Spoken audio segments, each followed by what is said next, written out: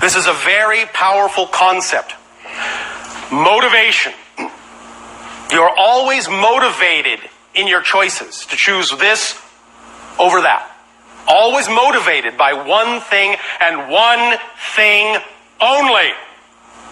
All your motivations are based on the same principle. There is no other principle. You will always choose in the direction of what you believe to be more pleasurable, and you will always move away from what you believe to be more painful.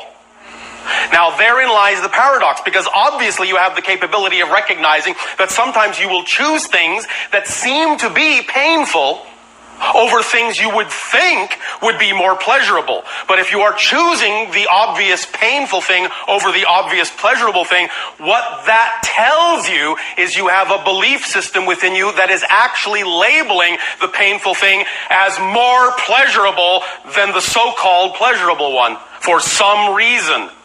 Because you wouldn't choose it if you didn't label it as being the lesser of the two evils. So you have to find out what the definition is you might be attaching to things that would allow you to see that as the only choice to make.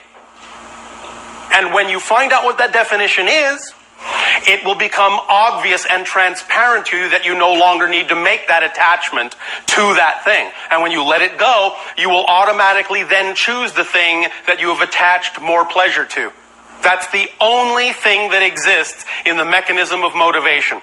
You move toward pleasure, what you perceive to be pleasurable. You move away from pain, what you perceive to be pain. It's all based on what you perceive to be, what you believe to be, what you define to be pleasure and pain. So when you change those definitions, you will not hesitate for a second to choose something that gives you a more beneficial experience once you are attaching more beneficial meanings and definitions to it.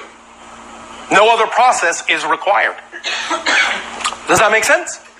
Yeah. So in other words, what you're saying then, yes, that when I have this anxiety, it's... Own it. Own it. Okay. You must own it, because you cannot change what you do not own. Don't ignore it. Don't deny it. Don't say, I'm supposed to be more spiritual than this. The anxiety has value. What value does it have? It puts you in touch with the fact that you have a definition that doesn't work for you. Oh, joy! My anxiety has revealed something I didn't know about myself. I can't wait to explore and find out what that definition is so I can let it go. And that's how you instantly turn anxiety into excitement. Because understand, you only have one energy.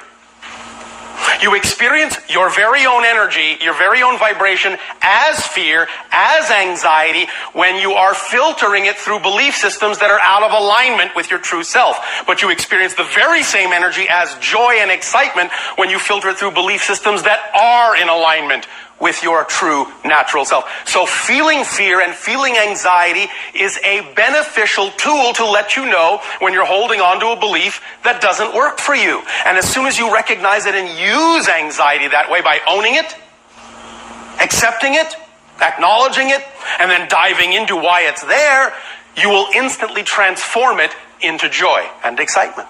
Because you'll be using it for the reason it exists. To bring your attention to the fact that there is something there that's out of alignment that you want to bring back into alignment. So it's a positive thing. So instantly recognizing that will automatically change the attitude and energy of the entire experience. Make sense? Yes. Does that help you? Yes. Thank you.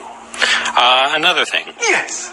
In my business, yes, it appears as though I've opened a doorway. I keep looking through the doorway. Yes. And yet I don't step through it. Because?